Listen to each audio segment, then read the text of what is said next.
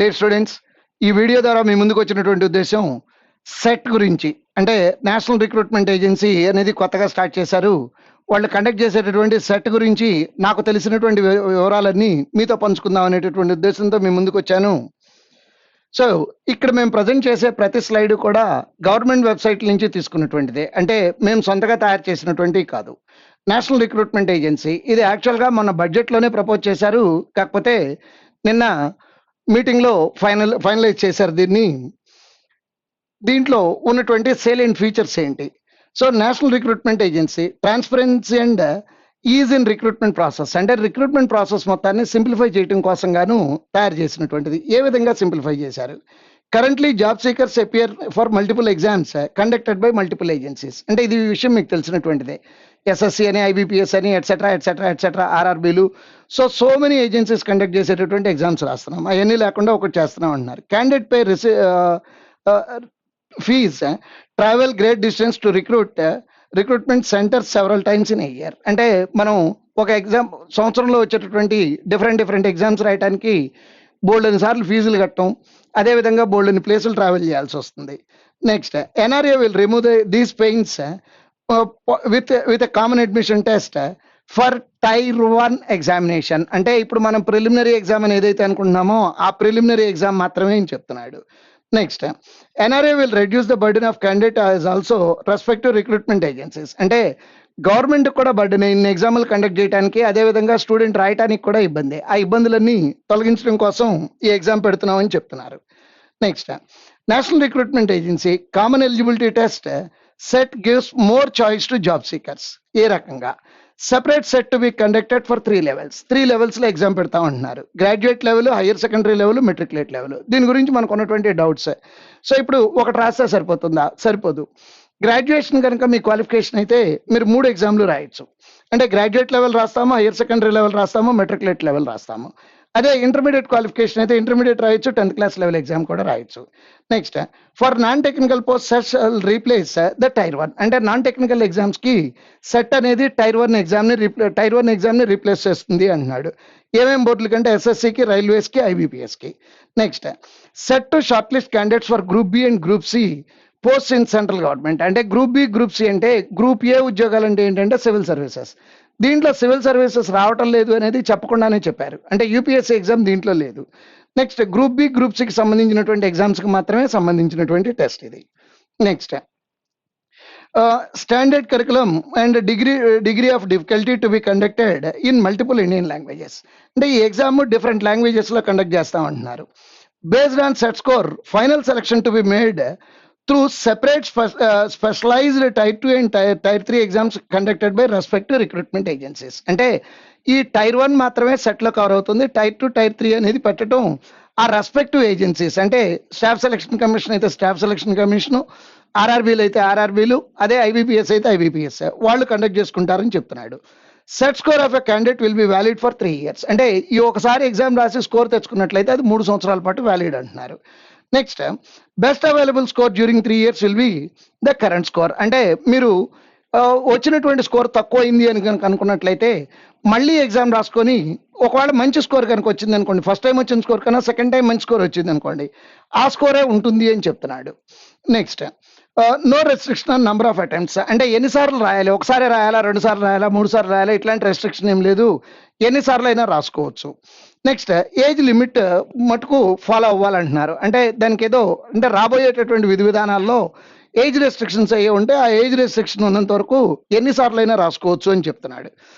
Relaxation in upper age limit to be given to candidates SC, ST, OBC, PWD etcetera. అంటే ఇప్పుడు వరకు జరుగుతున్నటువంటి ఎగ్జామ్స్లో ఏజ్ రిలాక్సేషన్లు ఏవైతే ఉన్నాయో అవి యాజ్ టీజ్గా కంటిన్యూ అవుతాయి అంటున్నారు. అంటే ఫర్ ఎగ్జాంపుల్ ఓబీసీకి అయితే upper age limit 3 years relaxation ఉంది, ఎస్సీ, ఎస్టీ అయితే 5 years రిలాక్సేషన్ ఉంది. అట్లా ఆ లిమిట్స్ అన్ని కూడా యాజ్ టీజ్గానే ఉంటాయని చెప్తున్నాడు. అంటే దీంట్లోనే ఇంకో పాయింట్ కూడా చెప్పినట్టు రిజర్వేషన్లు యాజ్ టీజ్గా కంటిన్యూ అవుతాయి అని చెప్తున్నారు. అంటే రిజర్వేషన్లు కంటిన్యూ అవుతున్నాయి అనేది ఎక్కడ చెప్పారండి? ఇది రాజ్యాంగంలో ఆ కేటగిరీల వాళ్ళకు ఉన్నటువంటి హక్కు. అంటే రాజ్యాంగంలో ఉన్నటువంటి హక్కుని గౌరవిస్తూ ఇది ఇచ్చారు అంటే ఆటోమేటిక్గా రిజర్వేషన్స్ కూడా యాక్సెప్ట్ చేసినట్టే. అంటే ఎన్ఆర్ఏ అనే దాంట్లో నేషనల్ రిక్రూట్మెంట్ ఏజెన్సీలో రాజ్యాంగానికి విరుద్ధంగా పనిచేస్తుంది అని ఎక్కడా చెప్పలేదు, రాజ్యాంగానికి అనుగుణంగా పనిచేస్తుంది. అంటే రాజ్యాంగంలో ఉన్నటువంటి రిజర్వేషన్లని యాజ్ ఇట్ ఈస్గా కంటిన్యూ అవుతాయి అనేది తెలుసుకోవచ్చు మనం. నెక్స్ట్ తర్వాత ఇప్పుడు దీంట్లో ఉన్నటువంటి అడ్వాంటేజెస్ చెప్తున్నారు. Reduces time taken to selection process. అంటే ఈ సెలక్షన్ ప్రాసెస్ మనకి ఫర్ ఎగ్జాంపుల్ ఐబీపీఎస్ ఆర్ఆర్బీ తీసుకున్నాం అనుకోండి, నోటిఫికేషన్ వచ్చిన దగ్గర నుంచి ఫైనల్ రిజల్ట్ వచ్చేటప్పటికి మనకు 6 నుంచి 9 నెలల టైం పడుతుంది. సో ఇప్పుడు ఆ టైం తగ్గిపోతుంది అని చెప్తున్నారు. ఎలా తగ్గుతుంది? ప్రిలిమినరీ ఎగ్జామ్ ఎప్పుడో రాసేస్తున్నాము, నోటిఫికేషన్ రాగానే నెల రోజుల్లో మెయిన్స్ ఎగ్జామ్ పెడతాడు, 15-20 డేస్లో రిజల్ట్ ఇస్తాడు, అక్కడి నుంచి ఒక 20 డేస్లో ఇంటర్వ్యూలు కండక్ట్ చేస్తారు, ఆ తర్వాత నుంచి 1 మంత్, అంటే almost half of the time reduce అయిపోతుంది. అంటే ఇంతకుముందు 6 నెలలు పట్టే ప్రాసెస్ ఇప్పుడు 3 నెలలు పడుతుంది, ఇంతకుముందు 9 నెలలు పడితే ఇప్పుడు 4-5 మంత్స్ పడుతుంది. Next CET to be conducted at 1000 centres. అంటే 1000 సెంటర్లకు పైగా సెంటర్లో కండక్ట్ చేస్తా ఉంటున్నారు. అంటే రిమోట్ విలేజెస్ కూడా సెంటర్లు వచ్చేసేటటువంటి అవకాశం ఉంది. 117 జిల్లాల్లో ఖచ్చితంగా పెడతామని చెప్తున్నారు. దాని మూలన అడ్వాంటేజ్ ఏమన్నారంటే రూరల్లో ఉండేవాళ్ళు ఉమెన్ అంటే ట్రావెల్ చేయడం ఇబ్బందిగా ఉండేటటువంటి వాళ్ళు ఎవరైనా ఉంటే వాళ్ళకి అడ్వాంటేజ్ అని చెప్తున్నారు. నెక్స్ట్ దాంట్లో candidates can schedule the test and choose the centres of their choice. అంటే మనం టెస్ట్ ఏ షెడ్యూల్లో రాయాలి, నెక్స్ట్ అదేవిధంగా ఏ సెంటర్లో రాయాలి అనేది మనం చూస్ చేసుకోవచ్చు అంటున్నారు. Next to facilitate employment generation. అంటే ఇది ఏ ఉద్దేశంతో చేసామంటున్నారంటే ఎంప్లాయ్మెంట్ జనరేట్ చేయడం కోసం. ఏ విధంగా? Set score can be shared with central government, state government, union territories, PSUs and private sectors. అంటే ఈ సెట్ స్కోర్ అనేది సెంట్రల్ గవర్నమెంట్ వాడుకుంటుందంట, స్టేట్ గవర్నమెంట్ అంట, next union territories, public sector undertakings, అదేవిధంగా ప్రైవేట్ సెక్టార్ వాళ్ళు కూడా వాడుకునే అవకాశం ఉంది అంటున్నారు. Next would also help such organisation saving cost and time spend on recruitment. అంటే ఇది యాక్చువల్గా మనకు సంబంధం లేనిది, కానీ ఇప్పుడు ప్రైవేట్ ఆర్గనైజేషన్ వాళ్ళు టెస్ట్ పెట్టుకోవాలంటే బోల్డంత ఖర్చు అవుతుంది, ఆ ఖర్చులు కూడా తగ్గించుకోవచ్చు అంటున్నారు. నెక్స్ట్ తర్వాత initially NRA conducts CET twice a year. అంటే సంవత్సరానికి 2 సార్లు కండక్ట్ చేస్తా ఉంటున్నారు. అంటే 2 సార్లు అనలేదు, ఇనీషియల్లీ అంటున్నాడు. అంటే రిక్వైర్మెంట్ని బట్టి ఇంకోసారి కూడా కండక్ట్ చేసే అవకాశాలు ఉన్నాయి అంటున్నారు. ప్రస్తుతం చెప్పిన దాని ప్రకారం అయితే 2 సార్లు కండక్ట్ చేస్తారు. నెక్స్ట్ రిజిస్ట్రేషన్ అంతా కూడా ఆన్లైన్లోనే జరుగుతుంది అంటున్నారు. Next bulk candidates will be screen. అంటే బాగా ఎక్కువ మంది రాస్తారని ఎక్స్పెక్ట్ చేస్తున్నారు. వాళ్ళ ఎక్స్పెక్టేషన్ మాకు తెలిసినంత వరకు 2.5 కోట్ల మంది రాస్తారనుకుంటున్నారు. Next medium of writing will be in multiple choice objective type questions. అంటే మల్టిపుల్ చాయిస్ క్వశ్చన్స్, డిస్క్రిప్టివ్ కాదు అని చెప్పాడు, పక్కాగా ఆబ్జెక్టివ్ టెస్ట్ అన్నాడు, అది కూడా ఆన్లైన్ టెస్ట్ అని కూడా చెప్పారు. Next number of candidates appearing in the specialized exam will get reduced to nearly 5% of the total number of candidates. అంటే ఆల్మోస్ట్ 95% స్క్రీనింగ్ ఇక్కడే జరిగిపోతుంది అంటున్నారు. 100 మంది అప్లై చేస్తే 95 మంది ఇక్కడే ఎలిమినేట్ అయిపోతారని చెప్తున్నారు. నెక్స్ట్ తర్వాత ఇప్పుడు ఇంతవరకు వాళ్ళు చెప్పినటువంటి మాట్లాడుకున్నాము. ఇప్పుడు నా ఒపీనియన్ చెప్తున్నాను, అంటే మంచి చెడు మాట్లాడుకుందాము ఇప్పుడు. సో ఇప్పుడు మనకు వచ్చేటటువంటి అడ్వాంటేజ్లు ఏంటి, సెట్లో ఉండేటటువంటి అడ్వాంటేజ్లు. లాస్ట్ ఇయర్ ఎగ్జాంపులే తీసుకుందాము. 2019లో మొత్తం పబ్లిక్ సెక్టార్ కానీ సెంట్రల్ గవర్నమెంట్ కానీ స్టేట్ గవర్నమెంట్ కన్సిడర్ చేయలేదు, సెంట్రల్ గవర్నమెంట్ కానీ 43 నోటిఫికేషన్స్ వచ్చినాయి. అంటే 43 అప్లికేషన్లు పెట్టుంటారు అన్ని ఎగ్జాములు రాసిన వాళ్ళు. అంటే 43 ఇంటూ 600 రూపాయలు అప్లికేషన్ కాస్ట్ పే చేశారు. నెక్స్ట్ ఈ 43 కనీసం 20-25 లోకల్లో రాసి ఉంటాం. లోకల్ సెంటర్కి వెళ్ళి రావడానికి 300 నుంచి 500 రూపాయలు అయ్యి ఉంటుంది. నెక్స్ట్ కొన్ని ఏమో వేరే స్టేట్లో అప్లై చేసి ఉంటాం. వేరే స్టేట్లో వెళ్ళినప్పుడు మగపిల్లలకి అయితే 2000 అయ్యి ఉంటుంది, ఆడపిల్లకి 3000-4000 అయ్యి ఉంటుంది. అంటే ఆడపిల్లకి మగపిల్లకి తేడా ఎందుకు వస్తుందండి? మగపిల్లడు అయితే ఒకడే వెళ్ళిపోతాడు, ఆడపిల్ల అయితే అమ్మో నాన్న ఇంకా ఎవరో ఒకరు తోడు వస్తారు కాబట్టి డబుల్ ఖర్చు అయ్యి ఉంటుంది. అంటే దగ్గర ఒక్కొక్క స్టూడెంట్కి నా లెక్క ప్రకారం ఈ ఎగ్జామ్ వలన 50,000 రూపీస్ కలిసి వస్తుంది సంవత్సరానికి, ఏది ఇన్ని నోటిఫికేషన్లు కనుక వస్తే. అంటే ఆ ఎగ్జామ్లకి ఫీజు ఉండదా అండి అంటారేమో. ఎగ్జామ్లకి ఫీజు ఉండదని నేను అంటలా. ఫీజు మనం ఎన్నిసార్లు కడతామో కూడా క్యాలిక్యులేట్ చేసుకుందాం. సెట్ రాయడానికి 1-2 సార్లు రాస్తాము. ఆ 2 సార్లు రాసినప్పుడు రెండు అప్లికేషన్లు పెడతాము, రెండు ప్లేసులకి వెళ్ళి వస్తాము. ఆ ప్లేసులు కూడా మనకు దగ్గరలో ఇస్తామని చెప్పారు ఇందాకే. నెక్స్ట్ మెయిన్స్ ఎగ్జామ్లు మనం అప్లై చేసుకుంటాము. అంటే నోటిఫికేషన్లు వస్తాయి, 4-5 అప్లై చేస్తాము. అంటే మొత్తం మీద ఎట్లా లెక్కేసుకున్నా 10 అప్లికేషన్లతో సరిపోతుందని నా ఉద్దేశం. అంటే 43 అప్లికేషన్లకి 10 అప్లికేషన్కి కాస్ట్ డిఫరెన్స్ మీకు అర్థమైంది అనుకుంటాను. దీంట్లో నాకు మొత్తం 4 అడ్వాంటేజ్లు కనపడుతున్నాయి. 4 అడ్వాంటేజ్లు ఏంటంటే ఫస్ట్ది financial advantage, next physical advantage, next తర్వాతది టైం అడ్వాంటేజ్, నెక్స్ట్ది మెంటల్ అడ్వాంటేజ్. ఏమేమి ఉన్నాయో ఒకసారి డీటెయిల్గా మాట్లాడుకుందాం. ఫైనాన్షియల్ అడ్వాంటేజ్ నేను ఆల్రెడీ మీకు ఎక్స్ప్లెయిన్ చేశాను. అంటే కనీసం ఒక్కొక్క స్టూడెంట్కి నా లెక్క ప్రకారం 30,000 to 50,000 రూపీస్ కలిసి వస్తుంది ఒక సంవత్సరంలో. నెక్స్ట్ రెండోది ఫిజికల్ అడ్వాంటేజ్, ఈ ట్రావెలింగ్లు అంటే సెంట్రల్కి వెళ్ళి వచ్చే ట్రావెలింగ్లు ఫిజికల్ డిసడ్వాంటేజే కదా, అది ఇన్నిసార్లు ట్రావెల్ చేయటం అనేది. నెక్స్ట్ మూడోది మెంటల్ అడ్వాంటేజ్, అంటే ఇప్పుడు మనం ప్రస్తుతం జరుగుతున్నది ఏంటంటే సంవత్సరం పొడుగుతా ప్రిలిమినరీకి ప్రిపేర్ అవుతున్నాం, సంవత్సరం పొడుగుతా మెయిన్స్కి ప్రిపేర్ అవుతున్నాం. కానీ ఇప్పుడు అవసరం లేదు. ఎందుకు అవసరం లేదంటే ఒక్కసారి ప్రిలిమినరీ ఎగ్జామ్ రాసి కావాల్సినటువంటి స్కోర్ తెచ్చేసుకున్నాం అనుకోండి, అక్కడి నుంచి కంప్లీట్ ఫోకస్ మెయిన్స్ ఎగ్జామ్స్ మీద పెట్టేసుకోవచ్చు. రిజల్ట్స్ కూడా తొందరగానే వచ్చేస్తాయి కాబట్టి సెలెక్ట్ అయిపోయాం అనుకోండి తొందరగా అయిపోతుంది. ఒకవేళ అవ్వలేదు అనుకోండి నెక్స్ట్ మెయిన్స్ ఎగ్జామ్కి ఇంకొంచెం సీరియస్గా ఆ ఒక్క ఎగ్జామ్ మీద ఫోకస్ చేసి ప్రిపేర్ అవడానికి అవకాశం ఉంటుంది. నెక్స్ట్ తర్వాత టైం అడ్వాంటేజ్, నా లెక్క కరెక్ట్ అయితే ఇంతకుముందు సంవత్సరం పట్టేటటువంటి ప్రాసెస్ ఉంటే ఇప్పుడు 6 నెలల్లో అయిపోతుంది. ఇంతకుముందు 6 నెలలు పడితే 3 నెలల్లో అయిపోతుంది. అంటే టైం హాఫ్కి తగ్గిపోతుంది. అంటే I'm finding 4 advantages in this exam.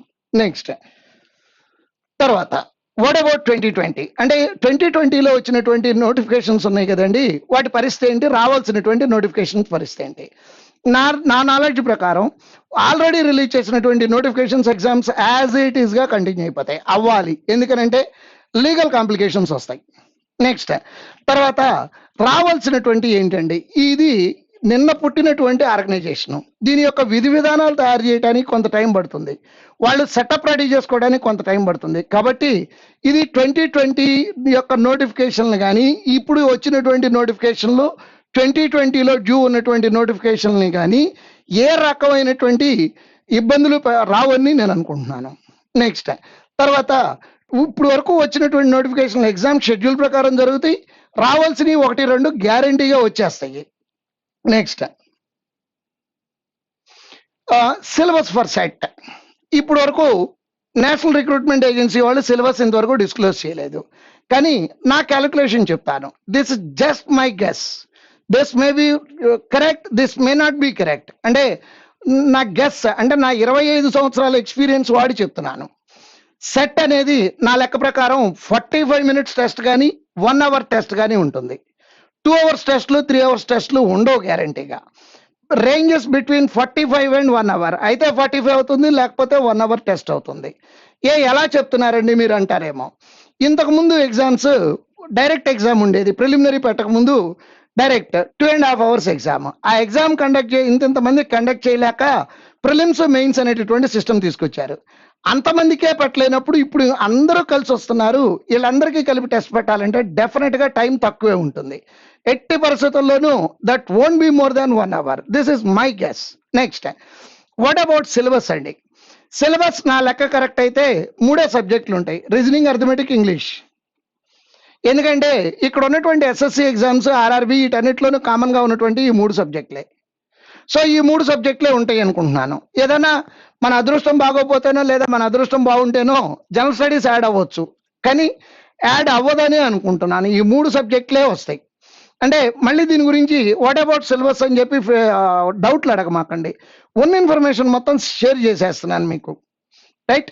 Next syllabus for CET మీద క్లారిటీ వచ్చింది కాబట్టి next was this happened earlier, ఇలాంటిది ఇంతకు ముందు జరిగిందా? What is your answer? మీ answer no, but my answer is yes, it happened, జరిగింది. అథెంటిక్ ప్రూఫ్లతో ఇస్తాను నేను. ఎప్పుడు జరిగిందండి? That happened in 2012 IBPS. కావాలంటే నెట్లో వెతుక్కోండి, IBPS PO, IBPS clerk notification వెతుక్కోండి, 2012 నోటిఫికేషన్ వెతుక్కోండి, పేజ్ నెంబర్ 1, పేజ్ నెంబర్ 2లో చదువుకోండి. ఈ మ్యాటర్ మొత్తం ఉంది, ఏం జరిగింది 2012లో. సో ఐబిపిఎస్ వాళ్ళు 19 బ్యాంకుల కోసం ఒక టెస్ట్ కండక్ట్ చేశారు. కండక్ట్ చేసి they have issued a score card. Validity is 1 year at that time. 1 year వ్యాలిడిటీతో స్కోర్ కార్డ్ ఇచ్చారు. ఆ స్కోర్ కార్డ్ని ఏం చేసుకోవాలి? ఆ తర్వాత రోజుల్లో, ఎగ్జామ్ అయిపోయిన తర్వాత రోజుల్లో నెక్స్ట్ ఈ 19 బ్యాంకులు నోటిఫికేషన్లు ఇచ్చారు. ఈ ఎవరికి ఏది నచ్చితే ఆ బ్యాంక్ అలా అప్లై చేసుకున్నారు. అప్లై చేసుకున్నాక వాళ్ళు ఇంటర్వ్యూలు కండక్ట్ చేశారు, ఎగ్జామ్ కండక్ట్ చేయలే, ఇంటర్వ్యూలు కండక్ట్ చేశారు. సో అట్లా జరిగినప్పుడు ఎవరిని తీసుకుంటారండి, ఎంతమందిని తీసుకుంటారండి? జస్ట్ ఫర్ ఎగ్జాంపుల్ చెప్తున్నాను, కేటగిరీ వైజ్ కట్ ఆఫ్ మార్కులు చెప్తారు. 60 అండ్ అబవ్ జనరల్ కేటగిరీ అన్నారు అనుకోండి. 60 మార్కుల నుంచి 100 మార్కుల లోపు వచ్చినటువంటి వాళ్ళు, అంటే ఫర్ ఎగ్జాంపుల్ టెస్ట్ 100కి జరిగితే అని నేను మాట్లాడేది. 60 అండ్ అబవ్ అన్నాడు. 60 అండ్ అబవ్ అప్లై చేసుకుంటే అందరినీ ఇంటర్వ్యూకి పిలిచారా అండి? పిలవలేదు. దాంట్లో కూడా మళ్ళీ ఉన్న వేకెన్సీలకి 1:3 1:4 ప్రోరేటా పెట్టుకొని వాళ్ళని మాత్రమే ఇంటర్వ్యూలకు పిలిచాడు. ఇంటర్వ్యూలు కండక్ట్ చేశాడు, ఉద్యోగాలు ఇచ్చేశాడు. మరి ఇప్పుడు మళ్ళీ మీకు డౌట్ వచ్చి ఉంటుంది, సార్ అటువంటిప్పుడు ఇది ఫెయిల్యూర్ కాన్సెప్ట్ కదా, 2012లో పెట్టి తర్వాత తీసేశారు కదా, ఇది ఫెయిల్యూర్ కాన్సెప్ట్ కదా. అక్కడ ఆ రోజు కాన్సెప్ట్లో ఫెయిల్యూర్. అది ఏ రకంగా ఆ కాన్సెప్ట్లో ఫెయిల్యూర్? ఏం జరిగిందంటే, నా దగ్గర ఉన్నటువంటి స్టూడెంట్స్లో ఒక అమ్మాయికి నాకు బాగా గుర్తు, 19 బ్యాంకులకి, పిఓలకి, 19 బ్యాంకులకి, క్లర్క్లకి అప్లై చేసింది. అమ్మాయికి అన్ని ఇంటర్వ్యూలకి అటెండ్ అయింది. అంటే 19కి అటెండ్ అవ్వలేదు. మొత్తం మీద అమ్మాయి నాకు గుర్తున్నంత వరకు ఒక 20 ఇంటర్వ్యూలకి అటెండ్ అయింది. 19 ఉద్యోగాలు వచ్చినాయి. 12 పిఓ ఉద్యోగాలు వచ్చినాయి. 6-7 క్లర్క్ ఉద్యోగాలు వచ్చినాయి. అంటే రౌండ్ అబౌట్ వెళ్ళినవి అన్నీ కూడా వచ్చినాయి అమ్మాయికి. కానీ అమ్మాయి ఒక బ్యాంకులో పిఓగా చేరింది. కెనరా బ్యాంక్లో పిఓగా చేస్తుంది అమ్మాయి. అంటే మిగిలిన అన్నిట్లోనూ వేకెన్సీ మిగిలిపోయింది. కానీ ఇప్పుడు అన్ని బ్యాంకులు కలిపి తర్వాత నెక్స్ట్ లెవెల్ ఎగ్జామ్ పెట్టుకుంటారు కాబట్టి మల్టిపుల్ జాబ్స్ వచ్చేటటువంటి అవకాశం లేదు. కాబట్టి ఇది సక్సెస్ఫుల్ ప్రోగ్రామ్ అంటున్నాను నేను. నెక్స్ట్, సో ఇప్పుడు వరకు ఇక్కడ ఉన్నటువంటి సేలియెంట్ ఫీచర్స్ అన్నీ చెప్పాను. కానీ ఒక పాయింట్ గుర్తుపెట్టుకోండి, అసలు దీని గురించి మనం ఈ నిమిషం నేను మీతో మాట్లాడాల్సిన అవసరం లేదు. మీరు దీని గురించి ఆలోచించాల్సిన అవసరం లేదు.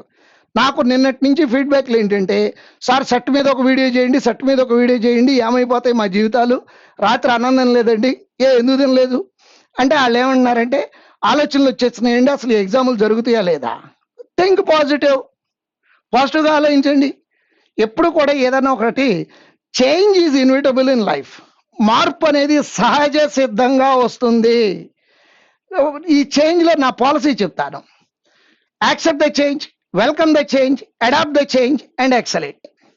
సో ఫస్ట్ ఏదన్నా మార్పు రాగానే నెగిటివ్లు ఎత్తడం కాకుండా, ఇప్పుడు మనల్ని సెట్ పెడదామా అని ఒపీనియన్ అడగలేదు కదా, సెట్ పెడుతున్నాము అని చెప్పారు. సో ఏమైపోద్ది అని కాకుండా దాన్ని ఎలా ఎక్సెల్ చేయాలని ఆలోచన చేయాలి. ఫస్ట్ చేంజ్ని అర్థం చేసుకోండి, యాక్సెప్ట్ చేయండి. అంతే తప్పించి ఎదురు తిరిగామనుకోండి ఏం జరుగుతుంది, చరిత్రలో కలిసిపోతాము. Next, accept the change, welcome the change. అంటే ఈ మార్పు నా కోసమే వచ్చింది.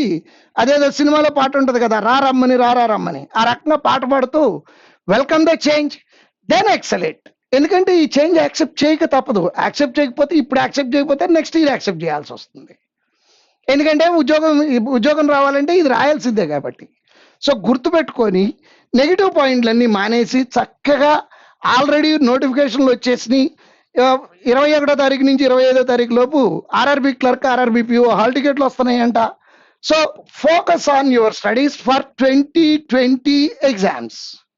అంతే తప్పించి ఇదేదో మార్పు వచ్చేస్తుంది అనుకోవద్దు. నెక్స్ట్, ఈ మార్పు గురించి ఇంత ప్రిన్సిపల్స్ చెప్పినోడిని, మార్పుకి నేను ఆల్రెడీ రెడీ అవుతానే ఉండుంటాను కదా. కానీ ఈ ఎన్ఆర్ఏ అనేది మనకి ఎప్పుడు చెప్పారు? పోయినసారి బడ్జెట్లో చెప్పారు. అప్పటి నుంచి ప్రిపేర్ అవుతున్నా నేను. అంటే ఏం ప్రిపేర్ అవుతారండి, పేపర్ మోడల్ రాగానే 1 అవర్లో టెస్ట్ పెడతాను. 1 అవర్లో టెస్ట్ పెడతాను. ఏ రకమైన మార్పు వచ్చినా మిమ్మల్ని అందరినీ రెడీ చేయడానికి ఇన్స్టిట్యూషన్ రెడీగా ఉంది. బోళ్ళంతమంది ఉన్నాం మీ వెనకాల మిమ్మల్ని నడిపించడానికి. దేనికి భయపడమాకండి. భయంతోనే సగం చచ్చిపోతారు. అవసరం లేదు. మార్పు అనేది సహజ సిద్ధంగా వస్తుంది. Accept it, adapt it, excellent. ఇవన్నీ గుర్తుపెట్టుకొని నెగిటివ్ థాట్స్ మానేసి పాజిటివ్గా ఆలోచిస్తూ ముందుకు వెళ్దాము.